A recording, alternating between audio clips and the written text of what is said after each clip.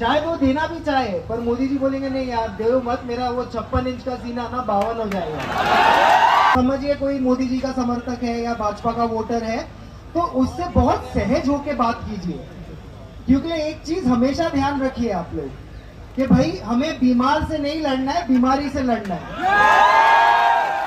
कि हाँ मोदी जी ने किया है, सोच समझ के ही किया होगा, तो फिर अपना समय और बर्बाद मत कीजिए, दूसरे आदमी के पास जाइए। आज हम धर्मेंद्र प्रधान पे बोलेंगे और इसके बाद हम एजुकेशन सिस्टम पे बोलेंगे, इसके बाद हम किसानों के लिए बोलेंगे, इसके बाद हम नहीं तो कल आपको इस्तीफा देना ही है।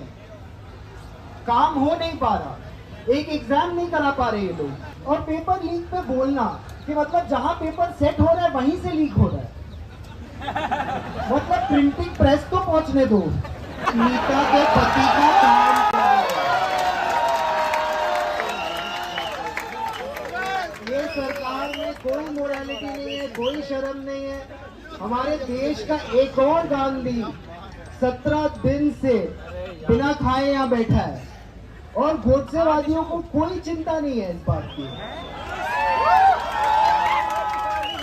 और मैं बताना चाहता हूं कि ये आप स्टूडेंट हो, कोई किसान है, कोई बेरोजगार है, तो पहले तो चीफ जस्टिस ऑफ इंडिया का बहुत बड़ा थैंक यू कि उन्होंने ये पूरा प्रोटेस्ट खड़ा करने में पहली नींव रखी। आज कोई गिग वर्कर है जो नौकरी नहीं ढूंढ पा रहा, जिसको पता नहीं, जिसको अपनी वो रास्ते नापते नापते थक जाता है, उसको पता नहीं है दिन कब खत्म होगा, उसको समझ में नहीं आ रहा है कि संडे को क्यों पेट्रोल के ज्यादा पैसे मिल रहे हैं और मंडे को क्यों पेट्रोल के कम पैसे मिल रहे हैं, पेट्रोल तो उतना ही चल रहा है। ये सब सवालों का सरकार को एक एक करके जवाब देना पड़ेगा। और धर्मेंद्र प्रधान जी का इस्तीफा जो होना चाहिए, उनमें थोड़ी शर्म होती तो दे देते, शायद वो देना भी चाहे, पर मोदी जी बोलेंगे नहीं यार दो मत, मेरा वो 56 इंच का सीना ना 52 हो जाएगा। तो आज नहीं तो कल आपको इस्तीफा देना ही है। काम हो नहीं पा रहा, एक एग्जाम नहीं करा पा रहे ये लोग। आज आप बताइए कौन से एग्जाम की भर्ती पे हमारा युवा क्या स्टेटिस्टिक लेके चले।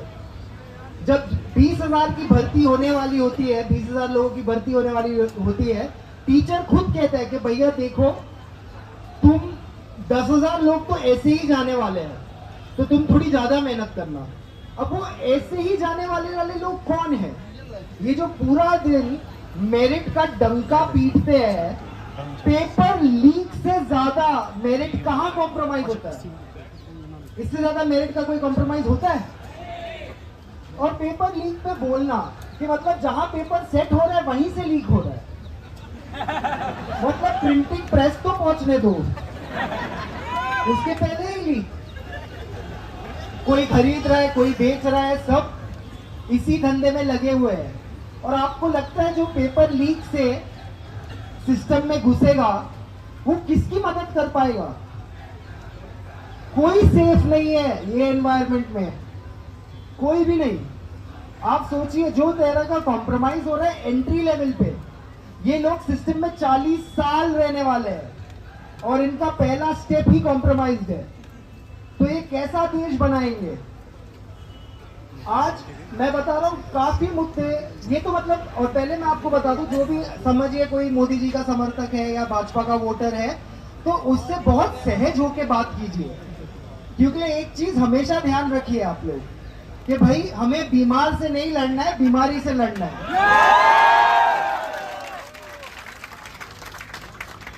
तो बस आप देखिए, उनसे बात कीजिए, उनको समझाइए। पर अगर वो लॉजिक पे आते हैं ना कि हाँ मोदी जी ने किया है, सोच समझ के ही किया होगा, तो फिर अपना समय और बर्बाद मत कीजिए, दूसरे आदमी के पास जाइए। ये सिलेबस को साइड में करके आप 6 महीने का गैप देके फिर रिवीजन के लिए आ जाइएगा।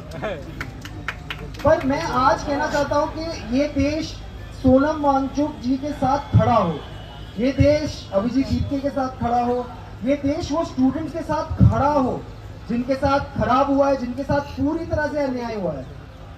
और आगे जाते हुए हम सब मुद्दों पे बोले।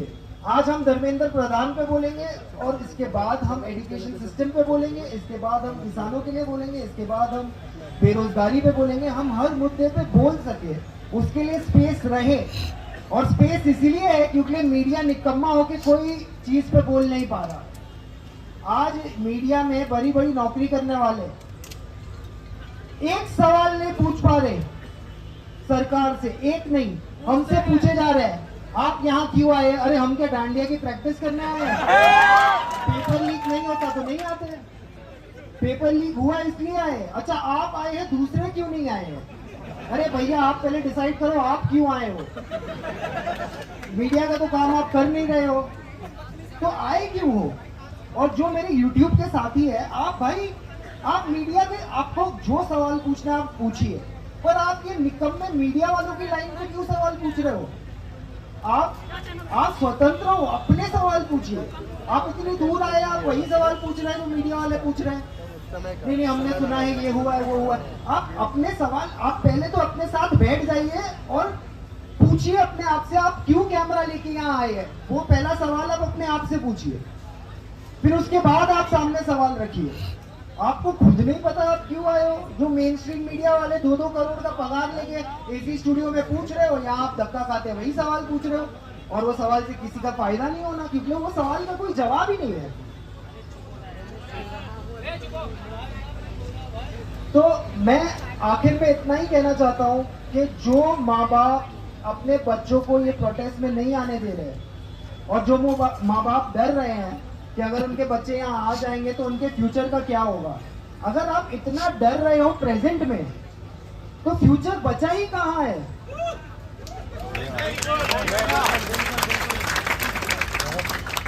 प्लीज जितना आप वक्त दे सकते हैं आप जुड़िए, और काफी स्टूडेंट मूवमेंट्स जो ऑल ओवर इंडिया है उनको भारत का तिरंगा लहराते हुए इस आंदोलन में अपना समर्थन देना चाहिए। यही बात करके मैं आपसे